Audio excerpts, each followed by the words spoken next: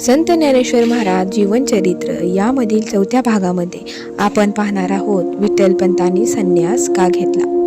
विवाहानंतर विठ्ठलपंतांचे गृहस्थ जीवन पाहूयात आपण. विठ्ठलपंत आणि रुक्मिणीबाई यांचा विवाह अत्यंत धार्मिक वातावरणात संपन्न झाला. त्या काळी विवाह हा केवळ 2 व्यक्तींचा नव्हे तर 2 कुटुंबांचा आणि 2 संस्कारांचा पवित्र मिलाप मानला जात असे. रुक्मिणीबाई या सद्गुणी पतिव्रता, विनम्र आणि ईश्वरभक्त होत्या, तर विठ्ठलपंत विद्वान, वेदशास्त्रांचे अभ्यासक आणि लहानपणापासूनच आध्यात्मिक वृत्तीचे होते. विवाहानंतर दोघांचे जीवन आळंदी परिसरात शांतपणे सुरू झाले. घरात नृत्य, पूजा, जप, वेदपठण, अतिथी सेवा आणि धर्माचरण यांना विशेष महत्त्व होते. त्या काळच्या ब्राह्मण कुटुंबांप्रमाणे साधेपणा, शिस्त आणि सात्विकता हे त्यांच्या जीवनाचे वैशिष्ट्य होते. रुक्मिणीबाई आपल्या पतीची मनापासून सेवा करत असत. त्यांच्या प्रत्येक कार्यात त्या सहभागी होत. घरातील सर्व जबाबदाऱ्या त्या आनंदाने पार पाडत. विठ्ठलपंतांच्या धर्मकार्याला त्यांनी सदैव साथ दिली. त्यामुळे त्यांच्या संसारात प्रेम, आदर आणि परस्पर विश्वास यांचे सुंदर नाते निर्माण झाले. परंतु या शांत जीवनात एक गोष्ट वेगळी होती. विठ्ठलपंत आपली सर्व कर्तव्ये पार पाडत असले तरी त्यांचे मन सतत ईश्वर चिंतनात रमलेले असे. त्यांना वेद, उपनिषदे, भगवद्गीता आणि संतांचा सहवास अधिक प्रिय वाटत असे. संसारातील सुख सोयी, मानसन्मान किंवा संपत्ती यांविषयी त्यांना विशेष आकर्षण नव्हते. रिकाम्या वेळेत ते अनेकदा तीर्थक्षेत्रांचे महत्त्व, संतांचे जीवन आणि मोक्षमार्ग यांचा विचार करत. त्यांच्या मनात एकच प्रश्न सतत घोळत असे: मानवी जीवनाचा खरा उद्देश काय? केवळ संसार करणे की ईश्वर प्राप्तीसाठी स्वतःला पूर्णपणे अर्पण करणे? रुक्मिणीबाईंना पतीच्या या स्वभावाची जाणीव होती. त्या त्यांच्या भक्तीचा आदर करत होत्या, मात्र त्या गृहस्थाश्रमालाही तितकेच महत्त्व देत होत्या. त्यांच्या मनात संसार सुखाने फुलावा अशी स्वाभाविक इच्छा होती. याच काळात विठ्ठलपंतांच्या अंतःकरणातील वैराग्याची भावना अधिकाधिक प्रबळ होऊ लागली.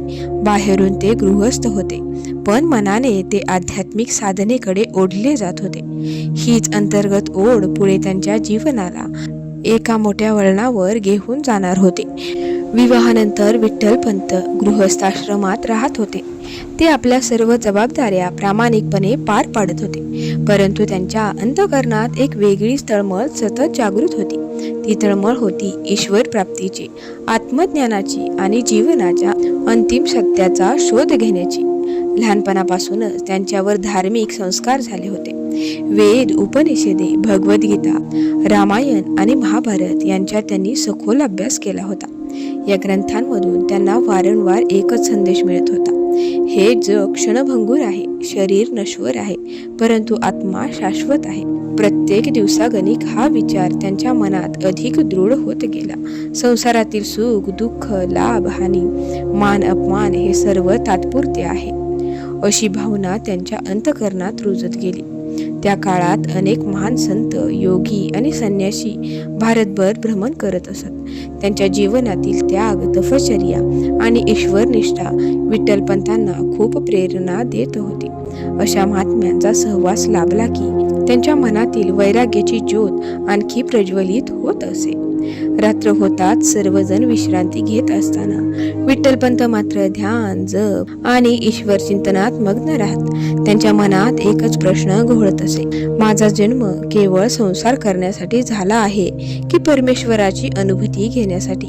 हे वैराग्य कोणत्याही दुःखामुळे किंवा संसारातील अपयशामुळे निर्माण झाले नव्हते. उलट त्यांचा संसार शांत होता, पत्नी सद्गुणी होती आणि घरात कोणताही मोठा कलह नव्हता. तरीही त्यांच्या अंतःकरणातील आध्यात्मिक ओढ दिवसेंदिवस अधिक तीव्र होत गेली. हळूहळू त्यांना वाटू लागले की केवळ शास्त्रांचा अभ्यास पुरेसा नाही, प्रत्यक्ष अनुभवी सद्गुरूंच्या मार्गदर्शनाखाली साधना केली तरच आत्मसाक्षात्काराचा मार्ग खुला होईल. या विचाराने त्यांच्या मनात एका महान निर्णयाची बीजे रुजू लागली. हीच अंतर्मनातील ओढ पुढे त्यांना तीर्थयात्रेकडे आणि अखेरीस काशीकडे घेऊन गेली. तेथे त्यांच्या जीवनाला असे वळण मिळाले ज्यामुळे पुढे संपूर्ण महाराष्ट्राच्या संत परंपरेचा इतिहास बदलून गेला. विठ्ठलपंतांचे जीवन पाहिले तर एक गोष्ट स्पष्टपणे जाणवते. हे गृहस्थाश्रमात राहत असले तरी त्यांचे मन सतत परमेश्वराकडेच धावत होते. संसारातील सर्व कर्तव्ये ते प्रामाणिकपणे पार पाडत होते, पण त्यांना केवळ संसारातच आयुष्य चालवायचे नव्हते. त्यांच्या अंतःकरणात एक वेगळीच आध्यात्मिक हाक घुमत होती. अनेकदा असा प्रश्न विचारला जातो की विठ्ठलपंतांना संसाराचा कंटाळा आला होता का? पण याचे उत्तर नाही असेच आहे. उपलब्ध पारंपरिक चरित्रानुसार त्यांच्या संसारात मोठा कलह, दारिद्र्य किंवा दुःख असल्याचा उल्लेख आढळत नाही. रुक्मिणीबाई या सद्गुणी, पतिव्रता आणि धर्मनिष्ठ पत्नी होत्या. त्यामुळे त्यांनी संसार सोडण्याचा विचार हा कौटुंबिक अडचणींमुळे केला असे म्हणणे योग्य ठरत नाही. खरे कारण वेगळे आहे. विठ्ठलपंतांच्या मनात लहानपासूनच ईश्वर प्राप्तीची तीव्र ओढ होती. वेद, उपनिषदे आणि भगवद्गीतेच्या अभ्यासात त्यांना जाणवले की मानवी जीवनाचा अंतिम उद्देश केवळ धन, कुटुंब किंवा कीर्ती नसून आत्मज्ञान प्राप्त करणे हा आहे. ते अनेकदा नदीकाठी मंदिरात किंवा एकांतात बसून ध्यान करत त्यांचे मन सतत एकाच विचारात मग्न असे. परमेश्वराचा प्रत्यक्ष अनुभव कसा मिळेल हा प्रश्न त्यांना स्तब्ध बसू देत नव्हता. त्या काळात भारतभर अनेक संन्यासी आणि महात्मे भ्रमण करत होते. त्यांचे त्यागमय जीवन पाहून विठ्ठलपंत प्रभावित होत होते. त्यांना वाटत होते की सद्गुरूंच्या मार्गदर्शनाखाली कठोर साधना केली तरच ईश्वर प्राप्ती शक्य होईल. मात्र याचा अर्थ त्यांनी गृहस्थाश्रमाचा तिरस्कार केला असा अजिबात नाही. भारतीय सनातन परंपरेत गृहस्थाश्रमालाही अत्यंत महत्त्वाचे स्थान आहे, परंतु प्रत्येक व्यक्तीचा स्वभाव आणि आध्यात्मिक प्रवास वेगळा असतो. विठ्ठलपंतांच्या अंतःकरणात वैराग्याची ज्योत इतकी प्रखर झाली होती की त्यांना संसारापेक्षा साधनेचा मार्ग अधिक जवळचा वाटू लागला. याच विचारातून त्यांच्या मनात तीर्थयात्रा करण्याची किंवा योग्य सद्गुरूंचा शोध घेण्याची इच्छा अधिक दृढ झाली होती. पुढे हीच इच्छा त्यांच्या काशीच्या पवित्र भूमीकडे घेऊन गेली, जिथे त्यांच्या जीवनातील सर्वात महत्त्वाचा अध्याय सुरू होणार होता. विठ्ठलपंतांच्या मनातील वैराग्य दिवसेंदिवस अधिक दृढ होत होते. शास्त्रांचा अभ्यास, ईश्वरभक्ती आणि ध्यान यामुळे त्यांचे मन अधिक आध्यात्मिक जीवनाकडे वळले होते. परंतु त्यांच्या अंतःकरणात एक प्रश्न सतत जागा होता: परमेश्वराचा प्रत्यक्ष अनुभव कसा मिळेल? या प्रश्नाचे उत्तर शोधण्यासाठी त्यांनी तीर्थयात्रांचा मार्ग स्वीकारला. त्या काळात भारतातील तीर्थक्षेत्रे ही केवळ देवदर्शनाची ठिकाणे नव्हती, तर ती ज्ञान, साधना आणि संतांच्या सहवासाची केंद्रे होती. देशाच्या कानाकोपऱ्यातून ऋषी, योगी, संन्यासी आणि विद्वान या पवित्र स्थळांवर एकत्र येत असत. त्यांच्याकडून धर्म, वेदांत आणि आत्मज्ञान यांचे शिक्षण मिळत असे. विठ्ठलपंत जेव्हा विविध तीर्थक्षेत्रांना भेट देत तेव्हा ते फक्त मंदिरांचे दर्शन करून परत येत नसत. ते तेथील संतांशी संवाद साधत, त्यांच्या अनुभवांतून शिकत आणि आध्यात्मिक जीवनाचा अधिक सखोल अर्थ समजून घेण्याचा प्रयत्न करत. प्रत्येक तीर्थक्षेत्र त्यांच्या मनावर एक नवीन संस्कार करून जात होते. पवित्र नद्यांच्या तीरावर होणारा वेदघोष, मंदिरातील भक्तिमय वातावरण, संतांचे साधे पण तेजस्वी जीवन आणि निरंतर नामस्मरण या सर्वांचा त्यांच्या अंतःकरणावर खोल परिणाम झाला. त्यांना जाणवू लागले की ईश्वर प्राप्तीचा मार्ग केवळ ग्रंथ वाचनात नाही, तर प्रत्यक्ष साधना, गुरुसेवा आणि आत्मसमर्पणात आहे. हा विचार त्यांच्या मनात अधिकाधिक दृढ होत गेला. या तीर्थयात्रांदरम्यान त्यांनी अनेक संन्याशांचे जीवन जवळून पाहिले. त्यांच्या चेहऱ्यावरील समाधान, मनातील शांतता आणि परमेश्वरावरील अखंड श्रद्धा पाहून विठ्ठलपंत प्रभावित झाले. त्यांना वाटू लागले की अशाच एखाद्या महान सद्गुरूंच्या चरणी राहून साधना केली तर जीवनाचे खरे सार्थक होईल. हळूहळू त्यांच्या मनात एक विचार स्पष्ट झाला: भारतातील सर्वश्रेष्ठ ज्ञानपीठ मानल्या जाणाऱ्या काशीला जाऊन योग्य सद्गुरूंचा शोध घ्यावा. त्या काळी काशी ही वेदविद्या, तपश्चर्या आणि संन्यास परंपरेचे प्रमुख केंद्र मानली जात होती.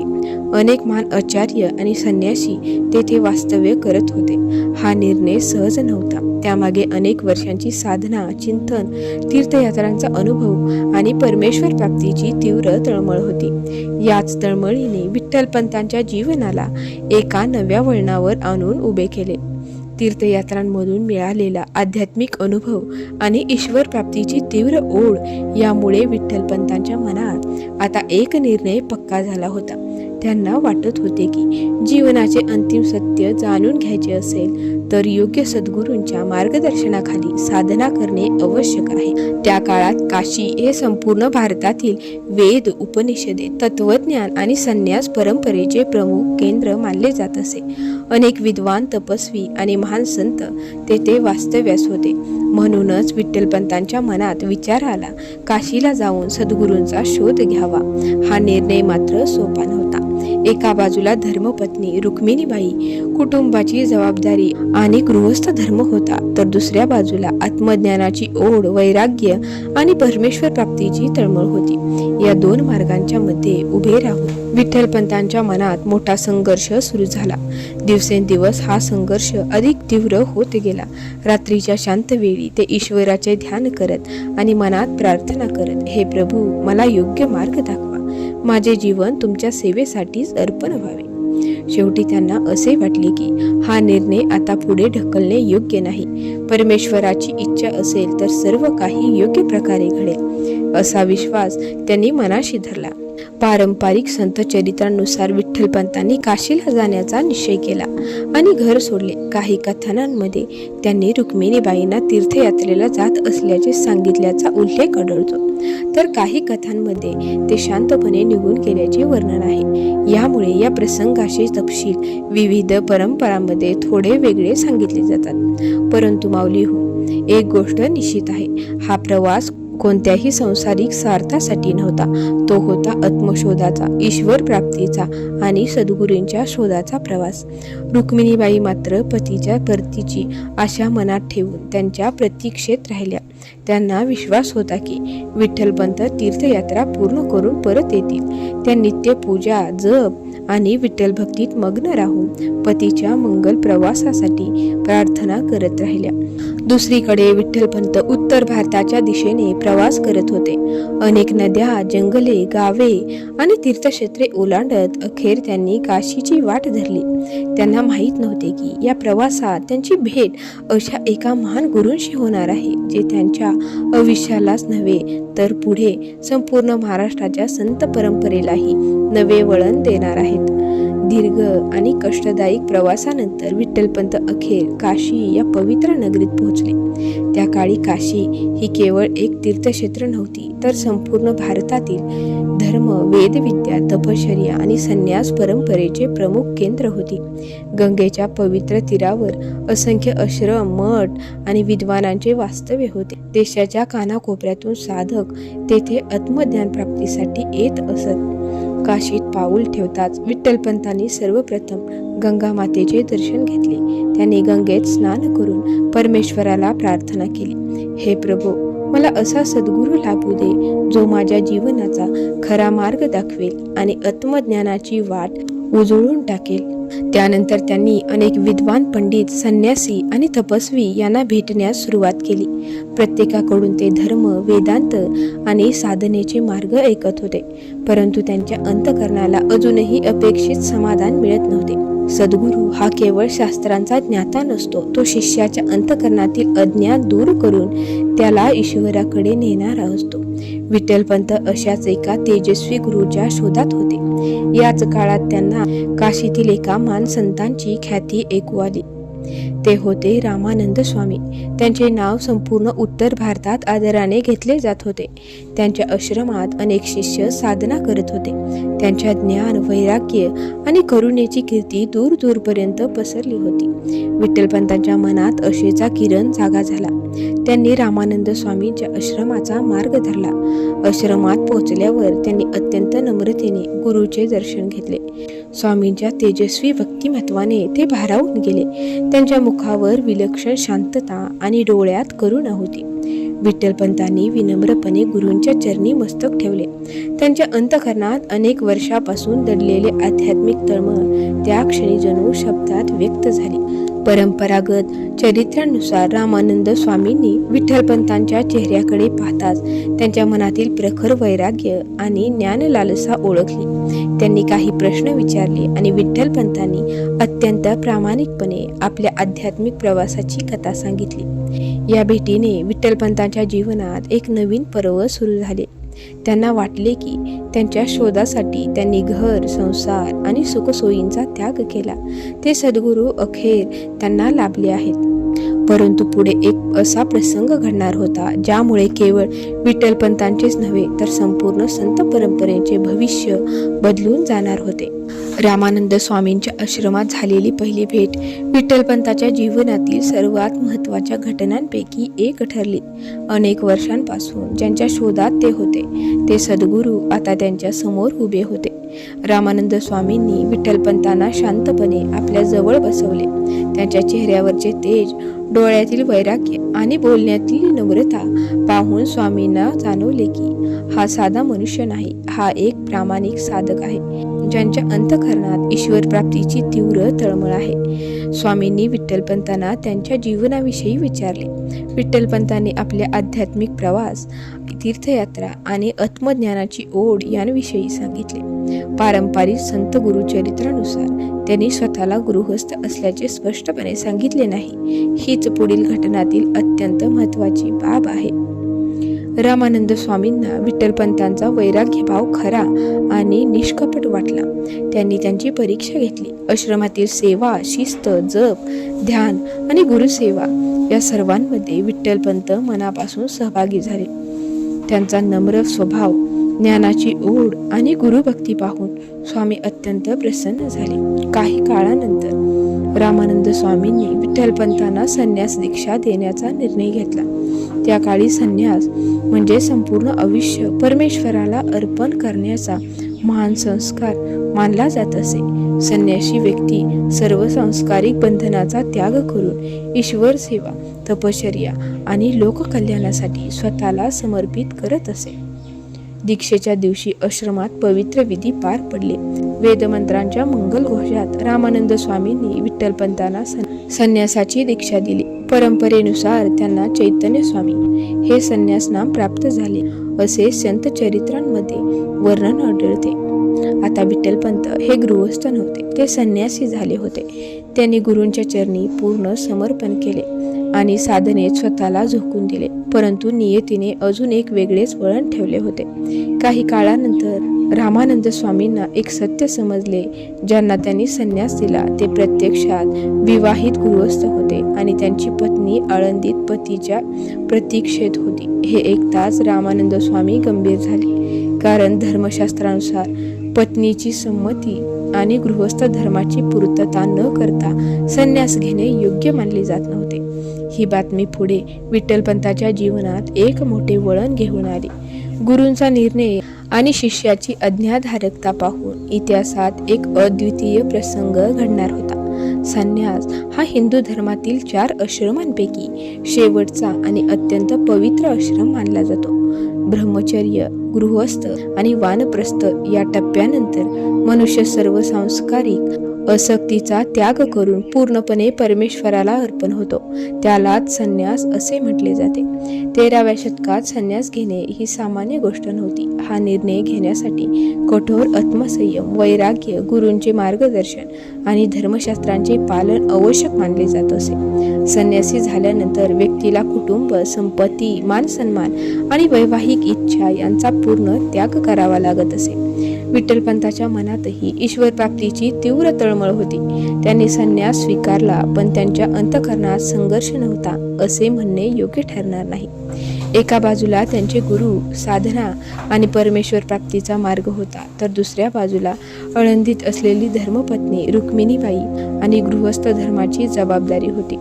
पारंपरिक संत चरित्रांमध्ये या अंतर्मनातील भावनांचे फारसे तपशीलवार वर्णन आढळत नाही. मात्र एक संवेदनशील साधक म्हणून हा निर्णय त्यांच्या मनासाठी निश्चित अत्यंत गंभीर आणि जबाबदारीचा असावा अशी कल्पना करता येते.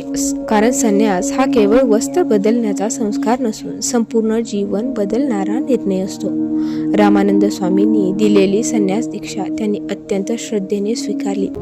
आता त्यांचे संपूर्ण जीवन गुरुच्या सेवेसाठी, साधनेसाठी आणि आत्मज्ञानाच्या मार्गासाठी समर्पित झाले होते. परंतु नियतीला काही वेगळेच मान्य होते. काही दिवसांनी रामानंद स्वामींना कळाले की विठ्ठलपंत हे विवाहित गृहस्थ आहे. धर्मशास्त्राच्या दृष्टीने ही अत्यंत गंभीर बाब होती, कारण विवाहित व्यक्तीने पत्नीची संमती न घेता संन्यास स्वीकारणे योग्य मानले जात नव्हते. रामानंद स्वामींनी या घटनेकडे वेगळा नियम म्हणून पाहिले नाही, तर धर्म, न्याय आणि कर्तव्य या तिन्हीचा विचार करून निर्णय घेतला. त्यांनी आपल्या शिष्याला कठोर पण धर्मसंगत अशी आज्ञा दिली. तू पुन्हा आळंदीला जा, पत्नीचा स्वीकार कर आणि गृहस्थ धर्म पूर्ण कर. हाच तुझा खरा धर्म आहे. गुरूंची आज्ञा विठ्ठलपंतांसाठी परमेश्वराच्या आज्ञेसमान होती, म्हणून त्यांनी कोणताही विरोध न करता ती स्वीकारली. याच एका निर्णयामुळे पुढे निवृत्तीनाथ, ज्ञानेश्वर माऊली, सोपानदेव आणि मुक्ताबाई यांसारख्या 4 दिव्य संतांचा अवतार झाला. यामुळे विठ्ठलपंतांचा गृहस्थाश्रमात परतण्याचा प्रसंग हा केवळ त्यांच्या जीवनातीलच नव्हे, तर संपूर्ण महाराष्ट्राच्या संत परंपरेतील एक ऐतिहासिक क्षण ठरला. रामानंद स्वामींच्या आज्ञेनुसार विठ्ठलपंतांनी संन्यासाचा त्याग करून पुन्हा गृहस्थाश्रम स्वीकारला. हा निर्णय त्यांच्या दृष्टीने अत्यंत कठीण होता, कारण ज्यासाठी त्यांनी घरदार सोडले तो संन्यास मार्ग आता गुरुच्या आज्ञेने सोडावा लागत होता. पण खरा शिष्य कोण असतो? जो स्वतःच्या इच्छेपेक्षा गुरुच्या आज्ञेला अधिक महत्त्व देतो. विठ्ठलपंतांनीही तेच केले. त्यांनी कोणताही अहंकार न ठेवता गुरूंची आज्ञा शिरोधार्य मानली आणि आळंदीकडे परतीचा प्रवास सुरू केला. आळंदीत रुक्मिणीबाई अनेक दिवसांपासून पतीच्या प्रतीक्षेत होत्या. अचानक विठ्ठलपंत परत आल्याचे पाहून त्यांना आनंद झाला, पण त्याचबरोबर पुढे समाजाची प्रतिक्रिया काय असेल याची कल्पनाही नव्हती. त्या काळातील काही धर्मपंडितांनी संन्यास घेतलेल्या व्यक्तीने पुन्हा गृहस्थाश्रम स्वीकारणे धर्मशास्त्रांविरुद्ध असल्याचे मानले. त्यामुळे विठ्ठलपंत आणि रुक्मिणीबाई यांना समाजाकडून बहिष्काराचा सामना करावा लागला. अनेक अपमान, दुःख आणि संकटे त्यांच्या वाट्याला आली, परंतु परमेश्वराची योजना वेगळीच होती. याच दाम्पत्याच्या पोटी पुढे 4 महान संतांचा जन्म झाला. निवृत्तीनाथ, ज्ञानेश्वर माऊली, सोपानदेव आणि मुक्ताबाई या 4ही संतांनी महाराष्ट्राच्या भक्ती परंपरेला नवे तेज दिले. ज्ञानेश्वर माऊलींनी भावार्थ दीपिका, ज्ञानेश्वरी यांसारखा अमूल्य ग्रंथ दिला आणि सर्वसामान्यांना भगवद्गीतेचे ज्ञान त्यांच्या मातृभाषेत उपलब्ध करून दिले. म्हणूनच विठ्ठलपंतांचा गृहस्थाश्रमात परतण्याचा निर्णय हा केवळ वैयक्तिक निर्णय नव्हता, तो ईश्वराच्या व्यापक योजनेचा एक महत्त्वाचा भाग होता. त्या एका निर्णयातून संपूर्ण महाराष्ट्राला संतांचा अमूल्य वारसा लाभला. या प्रसंगातून आपल्याला काही महत्त्वाचे संदेश मिळतात. पहिला संदेश म्हणजे गुरुची आज्ञा सर्वोच्च असते. खरी साधना म्हणजे स्वतःचा अहंकार बाजूला ठेवून सत्य आणि धर्माचा स्वीकार करणे. दुसरा संदेश म्हणजे परमेश्वराची योजना माणसाच्या कल्पनेपेक्षा कितीतरी मोठी असते. कधीकधी आपल्याला प्रतिकूल वाटणाऱ्या घटना पुढे मोठ्या कल्याणाचे कारण ठरतात. तिसरा संदेश म्हणजे कर्तव्य आणि अध्यात्म यांचा समतोल राखणे ही तितकेच महत्त्वाचे आहे. विठ्ठलपंतांनी गुरुच्या आज्ञेने गृहस्थ धर्म स्वीकारला आणि त्यातूनच जगाला संत ज्ञानेश्वरासारखा दिव्य संत लाभला. यामुळेच विठ्ठलपंताचे जीवन आपल्याला शिकवते की ईश्वरावर श्रद्धा, गुरूंवरील विश्वास आणि धर्मनिष्ठ आचरण यांमुळे अशक्य वाटणाऱ्या संकटातूनही दिव्य कार्य घडू शकते. माऊली हो, पुढील भागात आपण पाहणार आहोत आळंदीत परतल्यानंतर विठ्ठलपंत आणि रुक्मिणीबाईंना समाजाने का वाळीत टाकले, धर्मसभेने त्यांच्याशी कसा अन्याय केला आणि त्या कठीण प्रसंगात त्यांनी श्रद्धा कशी टिकवून ठेवली. हा संत ज्ञानेश्वर महाराजांच्या जीवनातील अत्यंत हृदयस्पर्शी आणि महत्त्वाचा अध्याय आहे. तो नक्की पहा. तोपर्यंत श्री ज्ञानेश्वर माऊली यांचा विजय असो. पांडुरंग हरी विठ्ठल. माऊली हो, चॅनलवर नवीन असाल तर चॅनलला सबस्क्राईब करा आणि आपल्या आध्यात्मिक मित्रांपर्यंत हा व्हिडिओ नक्की शेअर करा, कारण त्यांनाही या संत परंपरेची कथा समजू द्या.